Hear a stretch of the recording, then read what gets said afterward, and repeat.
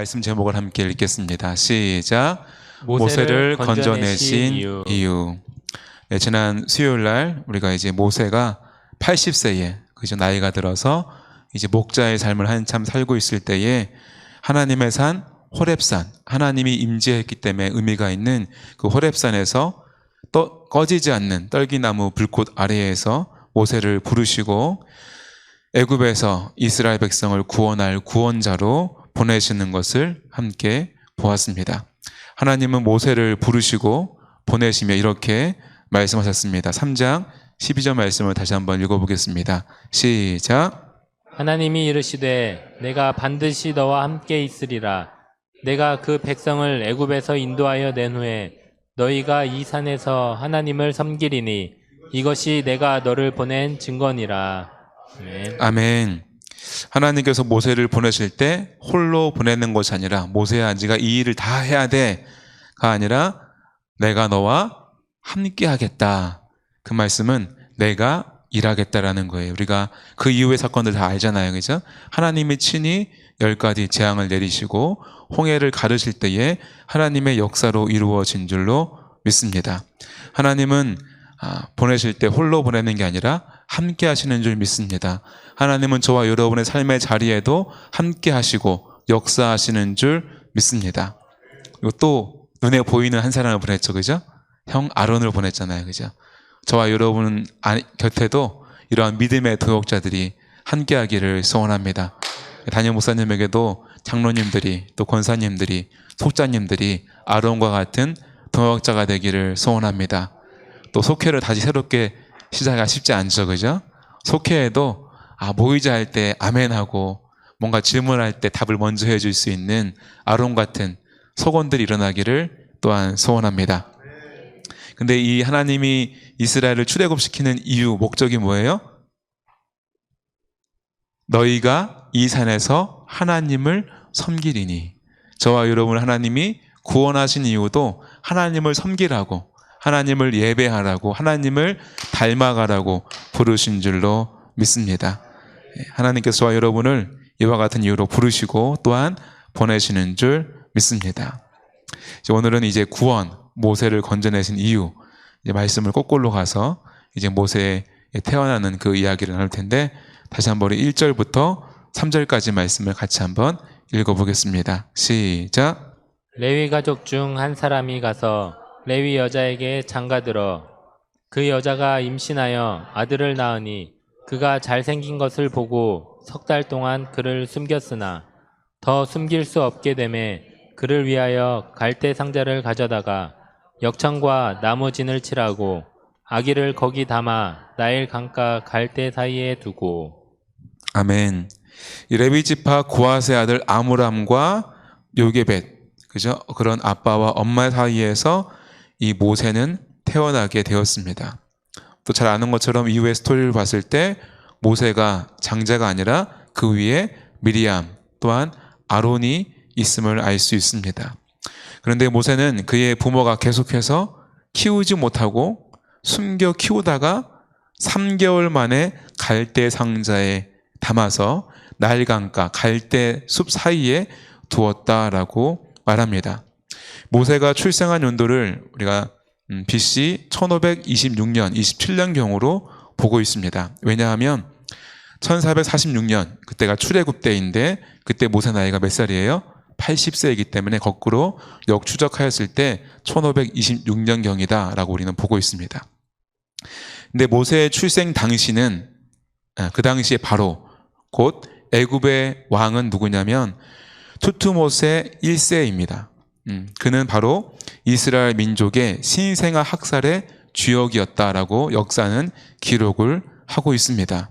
더 앞에 가서 출애굽기 1장의 말씀을 같이 좀 볼 텐데 제가 앞부분을 한번 읽어보겠습니다. 1절부터 제가 읽어보겠습니다. 야곱과 함께 각각 자기 족속을 데리고, 그러니까 창세기를 이어오는 거죠. 애굽에 이른 이스라엘 아들들의 이름은 이러하니 루벤, 시므온, 레위, 유다, 이사갈, 스불론, 베냐민, 단, 납달리, 갓, 아세리요. 야곱의 허리에서 나온 사람이 모두 70인이요 요셉은 애굽에 있었더라. 요셉과 그 모든 형제와 그 시대의 사람은 다 죽었고. 창세기의 끝은 요셉의 꿈이 이루어지는 거예요. 요셉에게 주었던 그 환상, 그 꿈이 야곱의 그 70인의 가족이 애굽으로 애굽에 들어와서 대기근의 죽음의 시기를 무사하게 지낼 수 있는, 그리고 안정된 공간, 그죠? 이 안정된 공간 안에서 이 70인의 가족이 민족을 이루기까지 인큐베이터와 같이 이 민족을 키우기 위한 하나님의 계획이었다라고 우리는 보고 있습니다. 그런데 요셉과 그의 모든 형제 다 이제 죽었어요. 그죠? 7절 말씀을, 1장 7절 말씀을 같이 한번 8절까지 읽어보겠습니다. 시작. 이스라엘 자손은 생육하고 불어나 번성하고 매우 강하여 온 땅에 가득하게 되었더라. 요셉을 알지 못하는 새 왕이 일어나 애굽을 다스리더니.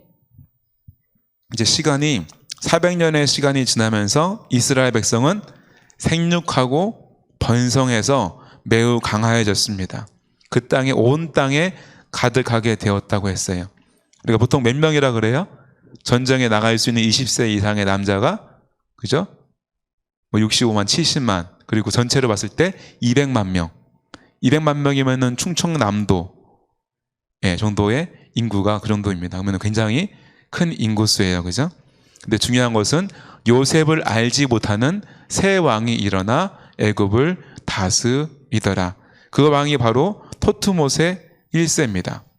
요셉을 알지 못하는 왕은 요셉의 때에 애굽을 통치하던 힉속스 왕조, 그러니까 한 왕조가 이제 끝나게 된 거예요. 다른 왕조가 세워지게 된 거예요. 다른 민족이 왕권을 잡게 된 것입니다. 그것이 아모스 1세예요. 근데 아모스 1세가 왕권을 잡고 45년이 지나서 이 토트모스 1세가 왕이 되었습니다.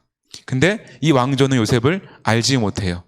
바꿔 말하면 요셉과 친하게 지내던 힉소스 왕조가 아니라 그 반대되는 왕조가 자리 잡게 됐다는 거예요. 그랬을 때 이 이스라엘, 히브리 민족은 아주 눈에 거슬리는 상대예요. 그죠? 더군다나 인구가 200만 명이에요. 장정만 해도 어마어마한 숫자예요. 천안시 인구보다 더 많아요. 그랬을 때 만약 다시 우리가 이 정권을 잡았지만 이전 정권과 이 히브리 민족이 뭔가 작당을 해서 우리를 친다면 우리는 영락없이 당할 수밖에 없다라는 계산이 되어지는 것입니다. 이번에도 정권이 교체됐잖아요. 그죠? 대통령도 바뀌고 이제 지방자치단장들이 많이 바뀌었어요. 그러면은 새롭게 선출되어지는 장들도 다 바뀌게 되잖아요. 그죠? 근데 우리는 이 정도지만 예전에, 그죠? 예전에 뭐 조선시대, 고려시대 이럴 때 보면은 정권이 바뀌면 어떻게 됩니까? 다 삼족을 멸하기도 하고 그런 잔혹하게 자신들의 정권을 안정적으로 하기 위한 조치를 취하는 것을 볼 수가 있습니다. 마찬가지로 이때도 그렇게 태도를 취하는 거예요. 쭉 한번 계속 읽어보겠습니다. 우리 9절부터 18절까지 좀 길지만 한번 쭉 읽어보겠습니다. 시작. 그가 그의 백성에게 이르되 이 백성 이스라엘 자손이 우리보다 많고 강하도다. 자, 우리가 그에게 대하여 지혜롭게 하자. 두렵건대 그들이 더 많게 되면 전쟁이 일어날 때에 우리 대적과 합하여 우리와 싸우고 이 땅에서 나갈까 하노라 하고, 감독들을 그들 위에 세우고 그들에게 무거운 짐을 지워 괴롭게 하여 그들에게 바로를 위하여 국고성 비돔과 라암셋을 건축하게 하리라. 그러나 학대를 받을수록 더욱 번성하여 퍼져나가니 애굽 사람이 이스라엘 자손으로 말미암아 근심하여 이스라엘 자손에게 일을 엄하게 시켜 어려운 노동으로 그들의 생활을 괴롭게 하니 곧 흙 이기기와 벽돌 굽기와 농사의 여러 가지 일이라. 그 시간 일이 모두 엄하였더라. 애굽의 왕이 히브리 산파 시브라 하는 사람과 부하라 하는 사람에게 말하여 이르되 너희는 히브리 여인을 위하여 회산을 도울 때에 그 자리를 살펴서 아들이거든 그를 죽이고 딸이거든 살려두라. 그러나 산파들이 하나님을 두려워하여 애굽 왕의 명령을 어기고 남자 아이들을 살린지라. 애굽 왕이 산파를 불러 그들에게 이르되 너희는 어찌하여 이같이 남자 아기를 살려느냐. 아멘. 그저 이 정권이 바뀌어서 이제는 그냥 함께 사이좋게 지내는 민족이 아니라 이제 종으로, 노예로서의 생활이 시작된 거예요. 고된 일을 시켜도 그들은 어찌나 아이를 순풍순풍 잘났는지 더 이상 이대로 갔다가는 안 되겠다. 그래서 그러니까 남자아이가 태어나면 죽여라. 여자애는 괜찮다. 왜? 전장에 나가는 건 남자니까. 근데 히브리 이 산파들이 어떡합니까? 살려둬요. 왜? 하나님이 두려워서. 이 400년이 지났지만 여전히 히브리 민족 가운데 이스라엘 공동체 가운데에는 이 하나님에 대한 신앙이 분명히 서 있었고 그것은 그들과 함께하는 다른 사람들도 알 만큼 분명했다는 것을 우리는 알 수가 있습니다. 뒤로 넘어가서 22절만 한번 같이 읽어보겠습니다. 시작. 그러므로 바로가 그의 모든 백성에게 명령하여 이르되 아들이 태어나거든 너희는 그를 나일 강가에 던지고 딸이거든 살려두라 하였더라. 그래서 이제 세우게 된 게 어떻습니까? 아들이 태어나면 강가에다 버려버려라. 이렇게 명령을 하게 된 것입니다. 이제 그 상황에서 모세가 태어나게 된 거예요. 3절 말씀을 다시 읽어보겠습니다. 시작. 더 숨길 수 없게 되매 그를 위하여 갈대 상자를 가져다가 역청과 나무진을 칠하고 아기를 거기 담아 나일 강가 갈대 사이에 두고. 이 아이를 낳았어요. 근데 보니까 잘생겼다 그랬어요. 근데 여러분도 아기 낳았을 때 아기들이 다 어떻게 생겼어요? 잘생기고 이쁘게 생겼잖아요. 그죠? 예, 엄마 아빠가 볼 땐 다 잘생기고 다 이쁘게 생겼어요. 어찌 안 소중하겠습니까? 그죠? 내가 10달 동안 배에 품고 나를 닮은, 그죠? 나의 아이가 태어났는데. 어머니의 그 모성으로 어떻게든 살려보려고 3개월을 숨기고 이제 살리는데 갈수록 이제 100일쯤 된 거잖아요. 그죠? 3개월이면 애 목청이 얼마나 커지겠어요. 더 이상은 숨길 수가 없는 거예요. 이대로 뒀다간 발각이 돼서 여차없이 죽임을 당하게 되었습니다. 그래서 생각해낸 게 뭡니까? 갈대를 엮어서 상자를 만드는 거예요. 그거를 이제 물에 띄워두고 그것을 누군가가 건져가기를 바라는 마음으로 나일 강과 갈대 사이에 두었다. 이것이 내용입니다. 이 갈대를 우리가 다른 말로 하면 파피루스 많이 들어봤죠, 그죠? 이것을 2가지 정도로 씁니다. 이게 한 3, 4m까지 자란다 그래요. 근데 갈대, 대나무 이런 건 중간에 뭐가 있어요? 공기층이 있죠. 그래서 이걸 엮어서 배로 만들기도 하고요. 또 이거를 잘 펴서 종이로도 사용하기도 하였다고 합니다. 근데 이때 갈대 상자라고 하잖아요, 그죠? 이 상자라는 표현, 이때 사용된 단어가 또 한 번 사용되어져요. 창세기에서. 언제 사용됐을 것 같아요? 네, 맞습니다. 노아의 방주. 노아의 방주나 이 갈대 상자나 똑같아요. 물 위에 떠 있지만 어떠한 방향을 가지고 갈 수 있진 않아요. 자기 힘으로 어디로 갈 수는 없어요. 그냥 떠 있을 뿐이에요. 아마 그래서 원어가 같은 것 같습니다. 근데 또 생각해 보니까 노아의 방주도 어떻습니까? 하나님의 구원을 상징하죠. 그죠? 근데 모세의 이 갈대 상자도 또 모세의 인생도 하나님의 구원 역사를 상징하는 그런 의미가 있습니다. 우리 4절부터 하면 6절까지 같이 한번 읽어보겠습니다. 시작.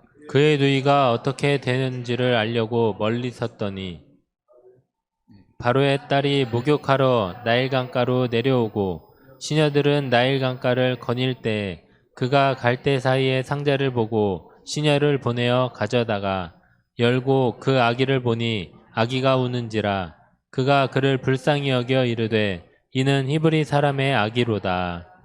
아멘. 우연일까요? 어떤 의도일까요? 우연은 아닌 것 같습니다. 그죠? 이게 물 위에 띄운 게 아니고 갈대 사이에 두었다 그랬거든요. 근데 그 갈대가 있는 곳이 어떤 곳인지는 분명히 알고 있었을 거예요. 그곳에 그 주변 상황을 알고 있었을 것입니다.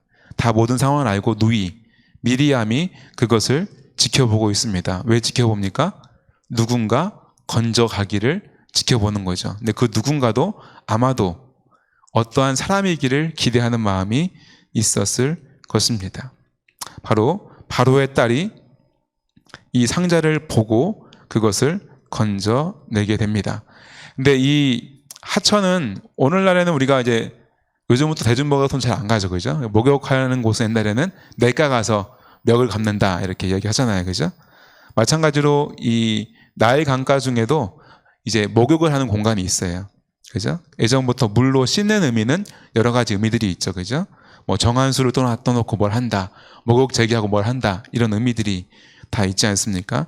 마찬가지로 이 애굽의 유일한 젖줄인 이 나일강은 고대 애굽인들에게 있어서 어떠한 풍요의 상징, 어떠한 건강의 상징, 어떠한 성적인 성역, 거룩한 어떠한 종교적인 의미 또한 있다고 하고 있습니다. 그래서 특별히 어떠한 다산, 안녕을 기원하기도 하고 또한 그냥 또 목욕을 하기도 합니다. 그런 의미에서. 그러니까 정기적으로 그곳에는 누군가는 와서 목욕을 하는 거예요. 근데 지금 누가 왔어요? 공주가 왔잖아요. 공주가 오는 곳에 다른 사람이 올 수 있습니까? 예, 없지요. 공주가 와서 목욕하는 곳은 항상 그러한 곳이에요. 통제되는 아마 곳일 것입니다. 근데 이곳에 갈대 상자를 두었다는 것은 아마도 공주 또는 귀족들이, 애굽의 귀족들이 건지기를 아마 기대하고 도왔을 것입니다. 여기에서 뭐라고 말합니까? 갈대 상자를 보고 시녀를 보내어 가져다가 아기를 보니, 본다는 표현이 2번 나오고 있습니다. 이때의 보고는 그냥 슬쩍 보는 게 아니라 보았더니 뭐가 있는 거예요. 그래서 이렇게 주의 깊게 주시해서 보는 것을 말합니다. 이것을 보게 하신 분도 하나님이신 줄 믿습니다. 불쌍하게 여기게 하는 마음을 주신 분도 하나님이신 줄 믿습니다. 그의 어머니와 누이가 어찌 보면은 계획하고 의도적으로 두었겠지만 그것 또한 하나님의 섭리고 하나님의 예비하심인 줄로 믿습니다. 우리 7절부터 9절까지 말씀도 계속해서 읽겠습니다. 시작. 그의 누이가 바로의 딸에게 이르되 내가 가서 당신을 위하여 히브리 여인 중에서 유모를 불러다가 이 아기에게 젖을 먹이게 하리이까. 바로의 딸이 그에게 이르되 가라 하매 그 소녀가 가서 그 아기의 어머니를 불러오니 바로의 딸이 그에게 이르되 이 아기를 데려다가 나를 위하여 젖을 먹이라. 내가 그 삭을 주리라. 여인이 아기를 데려다가 젖을 먹이더니. 아멘. 한편으로는 생뚱맞지 않아요, 그죠? 그의 누이가 바로의 딸에게 이르되 내가 가서 당신을 위하여 히브리 여인 중에서 유모를 불러다가 이 아이에게 젖을 먹이게 하리이까? 왜 이렇게 물어봤을까요? 물론 젖은 그죠? 임신한, 출산한 이제 여인이에게 나오는 것이 젖이기도 하지만 이 공주는, 이 딸은 뭐예요, 지금? 아이를 낳을 수 없는 또 여인이기도 합니다.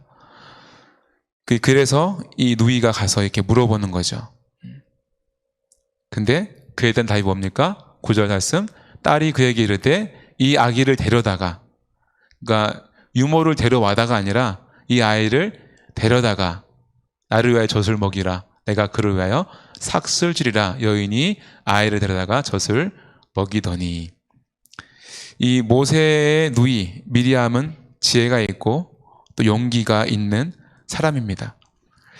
그녀는 이 바로 공주의 평소의 마음씨 또한 어떠한 상황인지를 잘 알고 또 그 시간에 맞춰서 그곳을 지켜보고 있었습니다. 그잖아요. 그 아기를 뭐 하루 이틀 3일 4일 둘 건 아니잖아요. 그죠? 이때쯤 공주가 목욕을 하러 오는 것이라는 스케줄을 알고 두는 것이에요. 단순히 아기를 띄는 것이 아니라, 띄워놓는 것이 아니라 공주 앞에 나아가서 담대하게 내가 유모를 데려올까요? 라고 이야기를 하고 있습니다. 우리도 사랑과의 관계 속에서 특별히 영혼 구원의 일들을 할 때에 이 미디암과 같은 또한 지혜와 용기가 있기를 소원합니다. 성령님께서는 생각나게 하시고 깨닫게 하시는 분이신 줄로 믿습니다. 우리의 사랑과 관계 속에서도 전도함에 있어서도 성령께서 날마다 생각나게 하시고 깨닫게 하심의 은혜가 있기를 소원합니다. 그러할 때 구원의 역사가 일어날 줄로 믿습니다. 이 유모, 그죠? 유모는 갓난아에게 젖을 빨리고 또한 생육하고 이제 보살피는 일들을 맡아 하는 사람입니다. 담임 목사님 말씀하신 것처럼 최초로 자신의 아기를 본받고 그죠? 키운 어머니가 바로 이 요게벳입니다. 이 모세는 이 어머니를 통해서 이 돈만, 모유 수유만 한 게 아니라 정서적으로 또한 어떠한 이 가치관, 정체성과 신앙 교육이 가능했을 줄로 믿습니다. 보통은 유모가 이 아이를 키우는 기간은 만 3세까지, 길게는 7세까지 보통은 양육했다고 합니다. 우리가 이제 아이 성장, 발달하기라든지 여러 가지 봤을 때 3세까지의 기간이 가장 중요하다. 어머니와의 애착, 정서적인 안정감, 그리고 기본적인 어떤 가치관, 행동들이 결정이 되어지기 때문입니다. 우리 추수하는 교 다음 세대를 살리는 교회인데, 특별히 어머니들이 아이들을 기도로 또한 말씀으로 사랑으로 잘 양육할 수 있기를 바랍니다.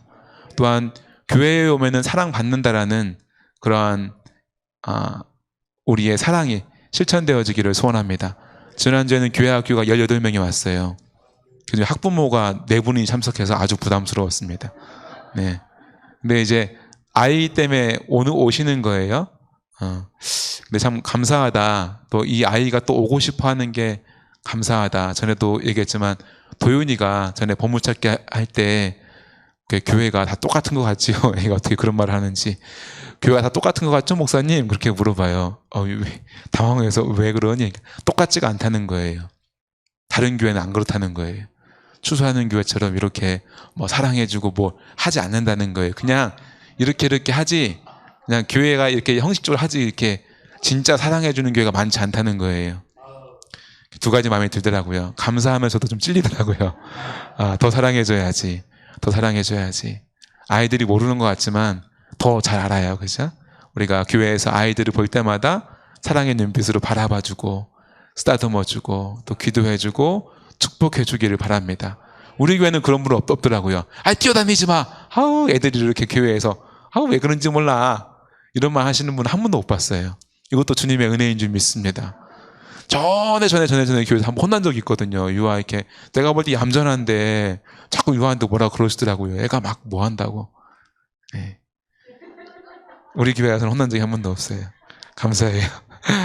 아무쪼록 다음 세대가 또 우리의 자녀들이 많이 출산되어지고 사랑으로 믿음으로 양육되어지기를, 또 우리 교회에 찾아오는 그 아이들이 모두 다 말씀으로 자라나기를 간절히 소원합니다. 한 인간이 어떠한 교육을 어떻게 받고 자라느냐 따라서 그 인생이 나누어지는 줄로 압니다. 그죠? 어릴 때부터 안정적인 가정, 사랑받는 가정에 사는 아이들은 달라요. 그죠? 우리가 흔히 어떠한 범죄를 저지른 사람들의 어떠한 사연, 그 스토리를 찾아가보면 어때요? 보통 대부분 가정의 불화, 가정의 깨어짐, 가정에서 받았던 말 한마디의 상처, 부모의 폭력, 이런 것들이 없는 경우들을 거의 보기가 어렵다는 거예요.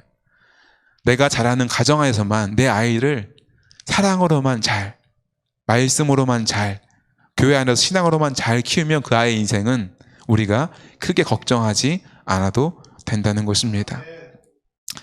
우리가 이 후에 이 모세가 애굽에 자라잖아요. 그죠? 왕자로 자라요. 애굽의 문화는 우상 문화죠. 그죠? 하나님이 10가지 재앙을 내린 것도 애굽에서 섬기는 대표적인 우상들에 대해서 다 깨는 거잖아요. 그죠? 그 우상에서 교육을 받고 자라는 모세지만 그 가운데 그는 우상 문화에 동화되지 않고 어떻습니까? 하나님을 알고 자신의 민족을 나중에 구원하고자 하는 마음이 그 가운데 있었던 것을 우리는 알고 있어요. 그리고 하나님이 떡이나무 가운데서 만났을 때 뭐라 말합니까? 아브라함의 하나님, 이삭의 하나님, 야곱의 하나님이다. 바꿔 말하면 모세는 이미 아브라함의 하나님, 이삭의 하나님, 야곱의 하나님에 대해서 그는 알고 있었다는 거예요. 그죠? 이 어렸을 때의 신앙교육이 참으로 중요한 줄로 믿습니다. 우리 10절 말씀을 같이 읽겠습니다. 시작. 그 아기가 자라매 바로의 딸에게로 데려가니 그가 그의 아들이 되니라. 그가 그의 이름을 모세라 하여 이르되 이는 내가 그를 물에서 건져내었음이라 하였더라. 아멘. 바로의 딸이 데려가서 그를 아들로 삼았어요. 바꿔 말하면 왕자의 신분으로 자랐다는 거예요. 그럼 어떻게 됩니까? 후계자 교육. 넷째는 어떠한 애굽에서의 리더의 교육을 받는 거예요. 최고의 교육을 받는 거예요. 군사, 정치, 외교, 모든 교육을 받는다는 것입니다.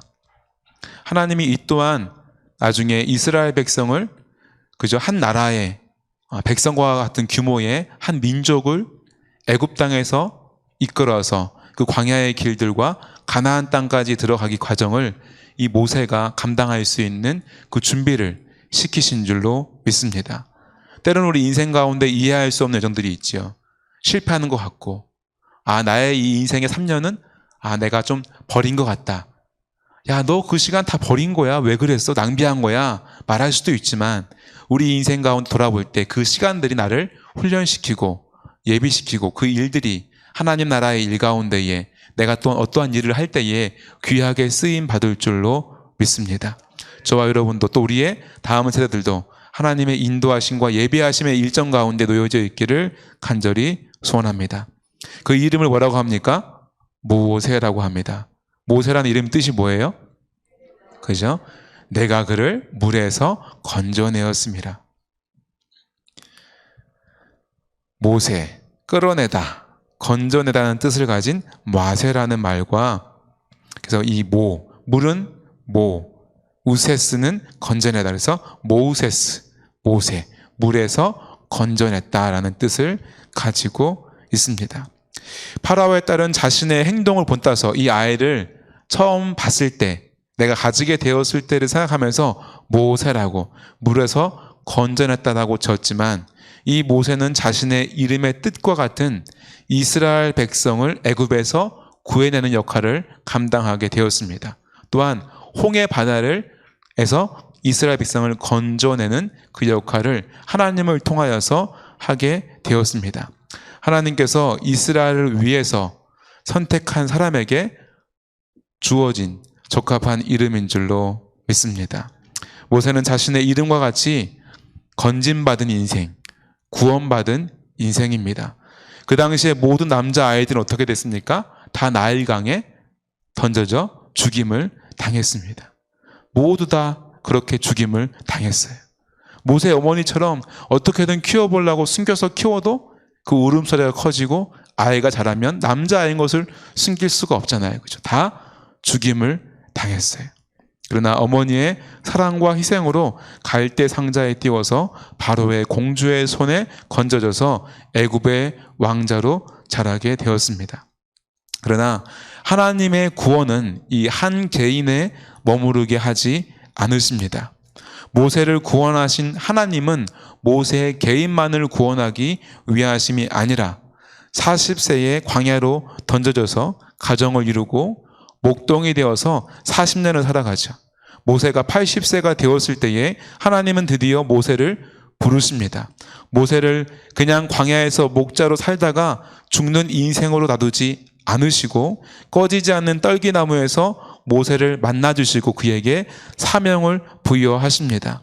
모세 개인의 능력으로는 할 수 없는 일이지만 하나님이 함께 하시면 가능한 일, 하나님의 뜻과 계획이기에 반드시 이루어질 일에 모세를 세우시고 그를 통하여서 이스라엘, 하나님의 백성을 구원하신 줄로 믿습니다. 하나님은 저와 여러분 또한 부르셨습니다. 우리는 죄에서 건진받은 인생입니다. 구원받은 인생입니다. 우리는 죄인으로 태어나서 죄인으로 살아감으로써 죽어 지옥 갈 수밖에 없는 인생이었지만 예수 그리스도의 십자가의 대속의 은혜로 구원을 받았습니다. 그리고 우리는 우리의 삶의 자리를 살아갑니다. 그러나 하나님은 우리를 그냥 다른 인생들과 똑같이 그냥 살다 죽는 인생이 되기를 바라지 않는 줄로 믿습니다. 마태복음 우리 28장 18절로 20절 말씀을 같이 한번 읽어보겠습니다. 시작. 예수께서 나와 말씀하여 이르시되 하늘의 땅의 모든 권세를 내게 주셨으니 그러므로 너희는 가서 모든 민족을 제자로 삼아 아버지와 아들과 성령의 이름으로 세례를 베풀고 내가 너희에게 분부한 모든 것을 가르쳐 지키게 하라. 볼지어다 내가 세상 끝날까지 너희와 항상 함께 있으리라 하시니라. 아멘. 모세의 인생을 보면 또 떠오르는 인생이 있습니다. 바로 요셉입니다. 출애굽기의 시작인 모세는 창세기의 끝인 요셉의 인생과 닮아 있습니다. 요셉도 죽었던 인생이지요. 형들에 의해서 죽었던 인생이에요. 그러나 그 마음이 바뀌어서 죽이지 않고 이제 메마른 이제 우물 속에 던져넣죠. 사실상 죽인 거죠. 때마침 누가 지나갑니까? 상인들이 지나가요. 노예 상인들이. 형들은 그를 팔죠. 그리고 애굽의 노예로 팔려갑니다. 그리고 가정의 총무가 되어지고 30살에 애굽의 총리가 되어집니다.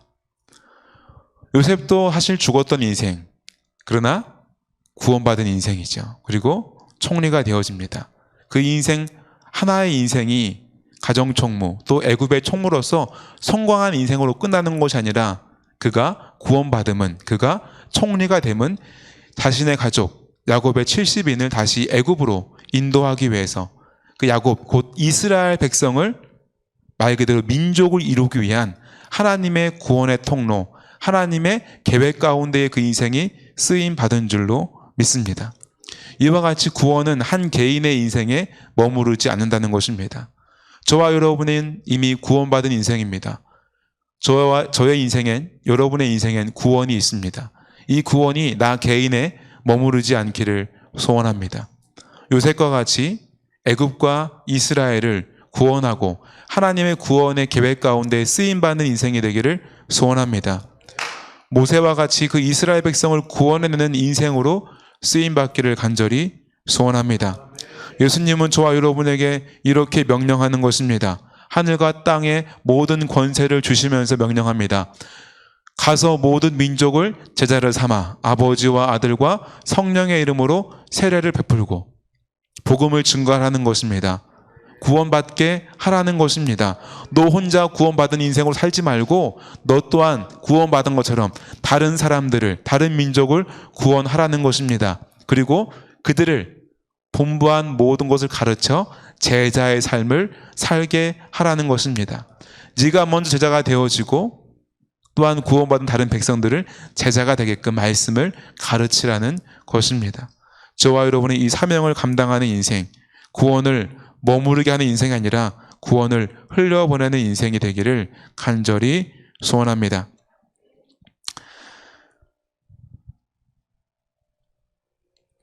모세를 낳고 모세를 목숨을 걸고 갈대 상자에 넣어서 나일강 갈대 사이에 놓은 요게벳, 그의 어머니는 그저 자신의 아들이 죽지 않고 살기를 바랬을 뿐이지 그가 이스라엘의 구원자가 되기를 바라지는 않았을 것입니다. 강에 띄워진 갈대 상자 안에서 울고 있는 아기를 건져내고 이름을 모세라고 지은 바라의 공주도 모세가 이스라엘의 구원자가 되기를 바라지는 않았을 것입니다. 애굽의 지도자가 되기를 바랐겠지요.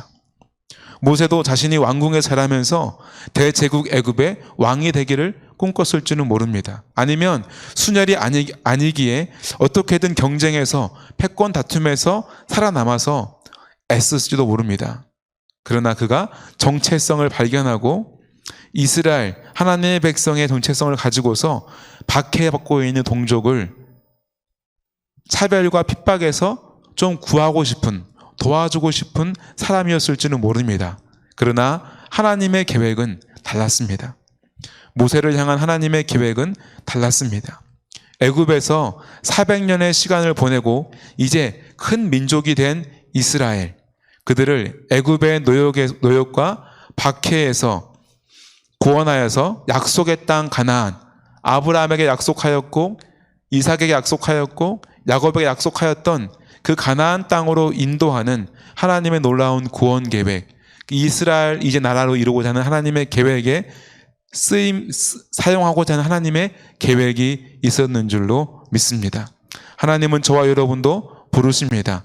그냥 인생 잘 먹고 잘 살다 가는 인생으로 우리를 보내지 않으셨습니다. 여전히 죄의 노예가 되어서 사망의 길로 가는 영혼들을 향하여서 저와 여러분을 보내시는 줄로 믿습니다.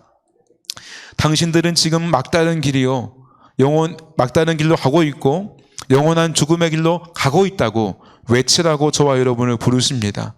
우리는 죄인이며 우리를 지으신 하나님의 계획은 사망이 아니고 생명임을 외치라고 저와 여러분을 부르시는 줄로 믿습니다. 저와 여러분 이러한 구원의 나팔수가 되어서 우리 교회 이름이 뭐예요? 추수하는 교회예요. 이 교회의 이름에도 의미가 있습니다. 모세의 그 이름대로 그 인생이 살아가듯이 우리 추수하는 교회도 지금 들판에 익은 곡식이 많아요. 지금 전 세계의 전쟁에 소문이 파다하고 기근의 소식들이 들려오고 있습니다. 지금이 구원의 때인 줄로 믿습니다. 시대의 시류는 그죠? 전도하기가 어려운 시대일 줄 몰라요. 하지만 하나님은 지금이 주의 복음을 전해야 될 때이고 지금이 추수의 때라고 부르는 줄 믿습니다. 추수의 때에는 우리 추수하는 교회의 성도들이 열심히 나아가 주의 복음을 전해야 될 줄로 믿습니다. 이것을 사명으로 가지고 기도하고 나아가 복음을 증거하는 저와 여러분 되기를 간절히 소원합니다.